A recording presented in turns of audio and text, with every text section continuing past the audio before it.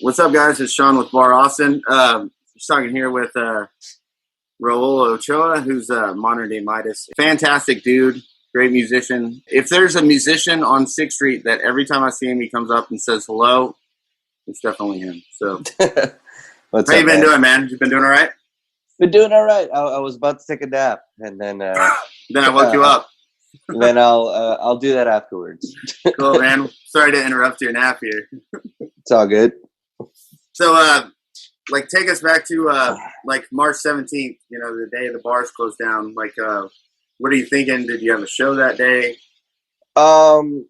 So I think March 15th was the last open mic I did at Speakeasy, and it was relatively dead just because we were so unsure about what was going to happen. And then March 17th came around, things were closed. I think I did one set at San Jack Saloon. My mentality kind of going into it, I had a lot of friends that were talking about wanting to do live streams. Like, I know you've been doing a very consistent job with live streams. My mentality was I kind of wanted to take a break because, as you know, like, we're both so busy usually that we tend to oversaturate ourselves. So when a show comes around, it's kind of hard to get bodies in the building, like for something that's really important to us, like an original show or something like that. Yeah. So my mentality was kind of to just take a step back. I had just released an album on the 15th, like the Sunday of it. It's a great album. Thank you. Yeah. I had hard copies, and I was like, okay, I'm gonna do this show coming up, and then nothing happened with that. So I mean, it's been doing all right online, and usually after I finish an album, because I've released one every 2 years since 2014. That's awesome. I usually take about a month and a half break from just trying to create. Yeah. Because I'm like emotionally exhausted. So you think even if all this stuff hadn't happened, that you might have taken a break kind of anyway, in a sense? Yeah, I would have taken a break from trying to make something, like trying to continue creating, just because I always take that as like a little bit of an emotional distance for myself. Right. So as weird as it sounds, it was the timing worked out for me. Like, I'm not sitting here frustrated that I'm not creating. Yeah. I still like fiddle around on the piano, still play guitar. I've done a couple of open mics via Instagram and stuff like that, and played a couple of songs from that, and played some covers, learned some new covers. But it's been a bit of a relaxation vacation period for me. Yeah. Talking about open mics and stuff, have you heard anything about that? Yeah, so Speakeasy, as you know, they're opening their doors soon. I haven't heard anything definitive from any of the people in charge, but I'm a little hesitant because I know that there's ultimately going to be a backlash either way. Right. If I continue the open mic or not. Yeah. I've kind of made out a list. I actually was doing that this morning. Made out a list of like a plan of attack for it. Something like 10 performers sign up with me beforehand, kind of taking the model of what the open mics are doing online. Okay.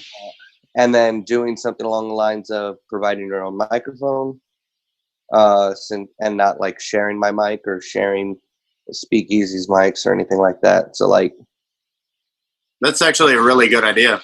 Yeah. Because then you can control it because everybody's bringing in their own stuff and nobody's interacting with anybody else's stuff. Yeah.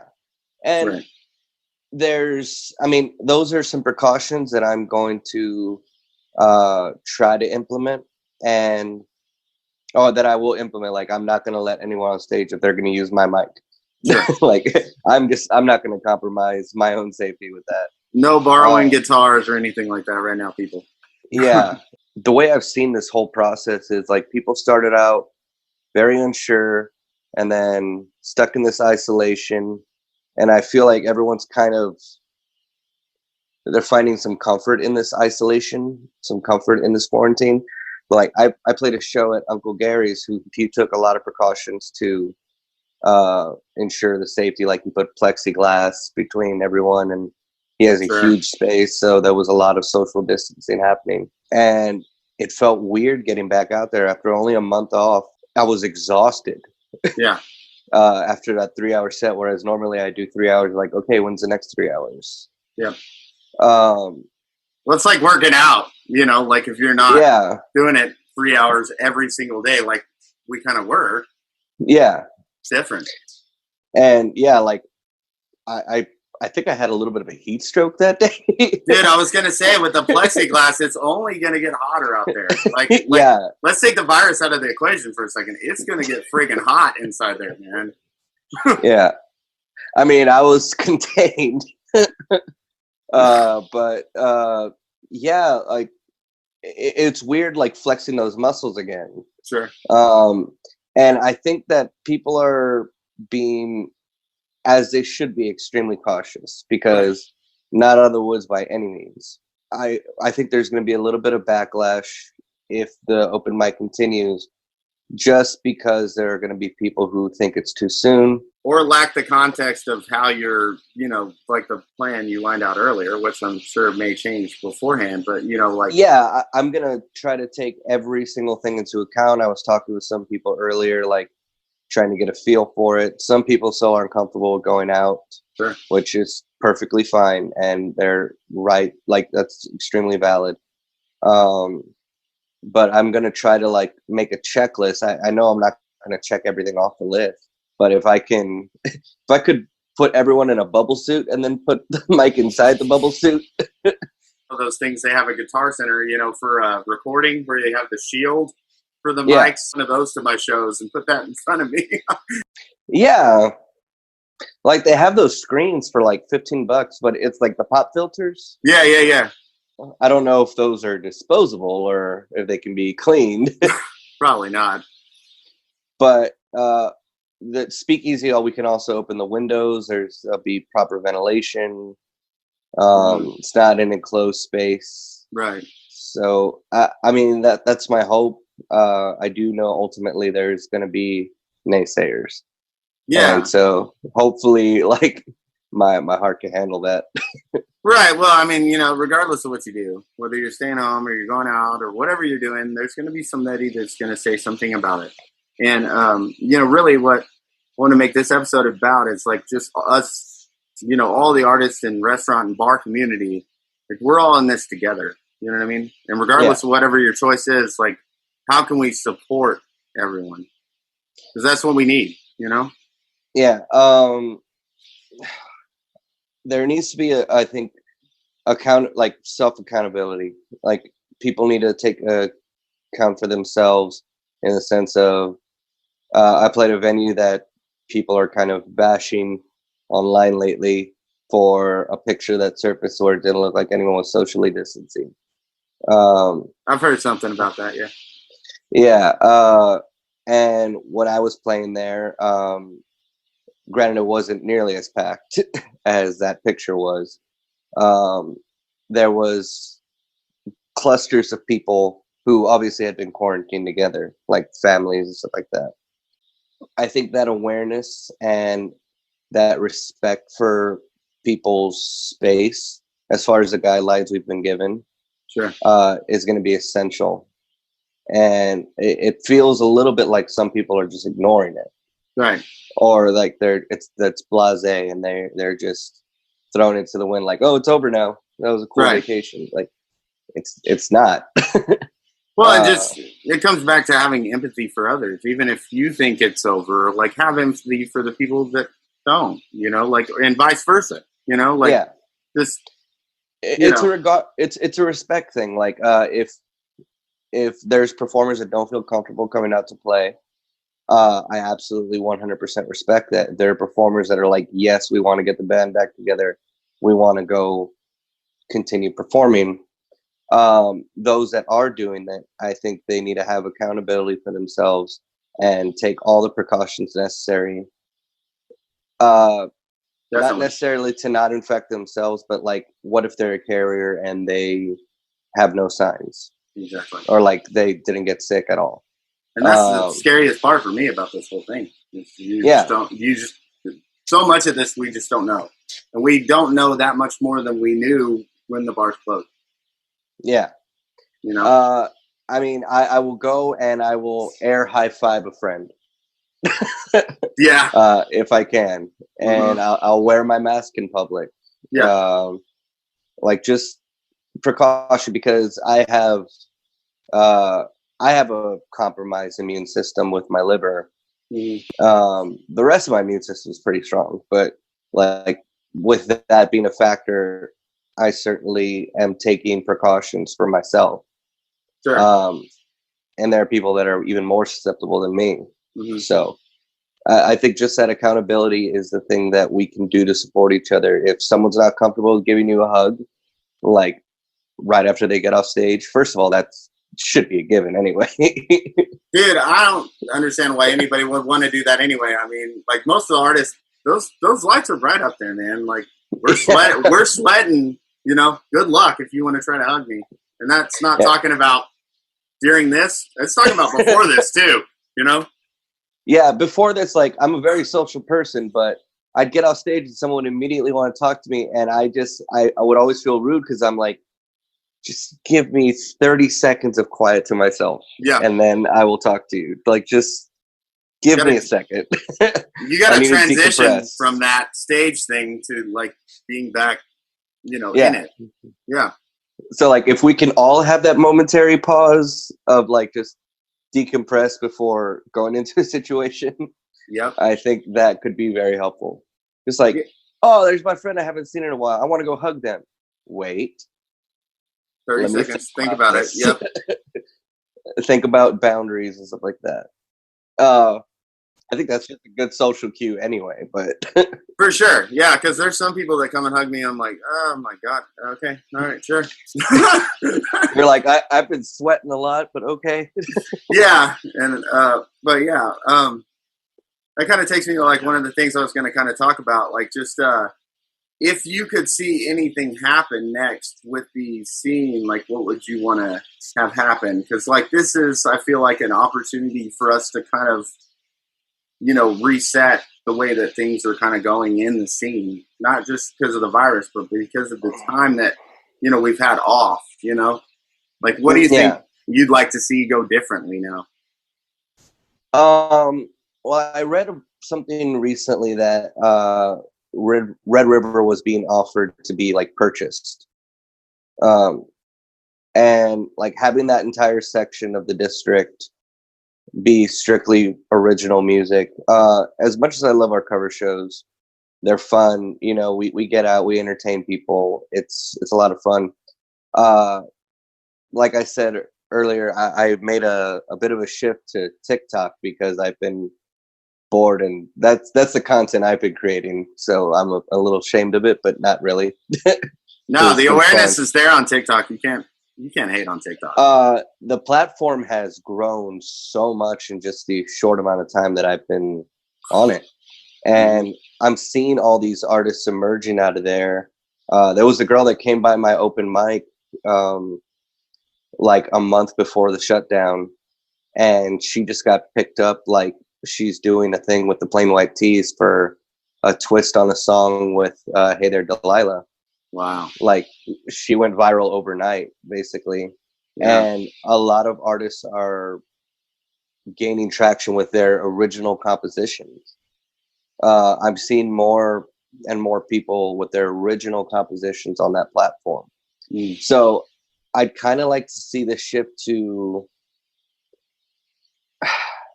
the way I would frame it is like more original music, but think about it in the sense of capitalism. Like, the music industry is like the head conglomerates kind of thing. Like, they control the airwaves and everything like that. And we're the startup company. So shifting the focus into that, I think, would be really, really cool, because, hey, maybe we have a better product in a cheaper package type of thing. That's right. And Austin's done a great job marketing himself, but I think I saw something recently. Someone said that the music scene is now dead, which I disagree. I do too. It is if you let it be. Yeah. And that just sounds like a defeatist tone to me. But. Well, and do you think people stopped appreciating music? No, Like I think they appreciate it more maybe now than they did from seeing all the live streams and like, man, this guy's, maybe they wouldn't have walked into the bar and seen you before, but they will now, Yeah. One of the first set I played at Uncle Gary's, this couple came up to the plexiglass. Like I felt like an animal in a cage at a zoo or something like that. They're like, you're the first live music we've seen in over a month. Thank you so much. And I was like, it felt weird. I felt like an animal at the zoo, like being watched. Yeah. You're like, please don't knock on the glass or anything. Please don't knock on the plexiglass. But a lot of people seem kind of starved for it at first. And now some of them are getting their rhythm back and they're going back to their usual socialization, stuff like that. Yeah. But hitting the ground running with something different than the scene's been doing. If there's one bar that would take a risk and do it, I think that could be a game changer. Yeah, for sure. Like, I'm not going to speak to any bar's business. Like what they do with their business is their choice, Sure. But my mind went to, there's a lot of great country artists here in Austin. Mm-hmm. I would argue that we have some country artists here that can compete in Nashville, if not like be better than a lot of the players there. I would have to agree. Yeah. So you take the one country bar we have on that strip, one night of the week, have an original artist like doing your original stuff. Yeah. Like a Sean Mullen night where Sean Mullen's playing his albums. That'd be tight, And then like you bring a guest country artist or something like that. Sure. But keep it within their framework. Yeah, definitely. Don't bring out your hip hop show, Yeah. Not that there's anything wrong with hip hop, just not probably at that bar. Nah. I mean, unless you're what's his name? Achy Breaky Heart 2. Oh, Billy Ray. Yeah, unless you're Billy Ray Cyrus and you're really trying to incorporate hip hop. For sure. You mean Little Nas X and all that Old Town Road stuff? Yeah, man. Yeah, it's crazy. Speaking of TikTok, right? Yeah, that song's growing on me now. It's weird. It's so late for it to grow on me. Yeah, people weirdly like it. So, it's to each their own, That's what's so great about music is there's so many different kinds. And that's what I've appreciated about the conversations I've had so far and the conversations I have scheduled still is like just the vast variety of music of people I've talked to, and hopefully, kind of like you were talking about doing some collaboration like that. Hopefully we can all try to collaborate a little bit more with each other and bring each other up. And what's your hope? What do you hope for in the scene?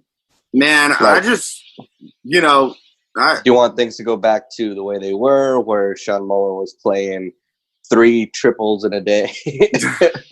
Yeah, I mean, you did that live too, man. You know what I'm talking about. Yeah, but I stopped whenever I was able to make a comfortable income. You're a freaking tank, man. I don't know how you do it. Well, I appreciate it, man. Like it's people like you that gave me the path to do that kind of stuff. You know what I mean? So, no, I hope that that people come out of this with a real appreciation for music and, like you say, original music, and the level of effort that is required from different people, and then also just have a lot more respect for the bartenders and being patient with people and things like that, hopefully. And also just, hopefully learning to maybe, take better care of sanitation and hygiene from everyone, I always thought my mom was a germaphobe. Turns out she was right. So, kind of wrapping it up, like, how can people support you? Like, what do you have coming up on the books? Anything, or like, what's your social media handles and music online that people can support you? Modern Day Midas, all one word, for YouTube, Facebook, Bandcamp, Spotify. Or Spotify, you got to separate Modern Day Midas. TikTok, I pretty much have all the handles. Twitter, all that stuff. So if you want to hear any of my stuff, you can go to my Spotify. Just type in Modern Day Midas. My last album I released was in March, and it was called The Bird, the Heart, the Mechanical Parts. That's a great album. If you want to laugh at some silly shit, you can go to my TikTok. That's what's up, man. Well, hey, man, I appreciate you doing this. I'll let you go take your nap now and all that. But thanks for doing it. My dog's looking at me like, why aren't you over here petting me? I appreciate you, man. I look forward to seeing you whenever this is all over, man. Yeah, man.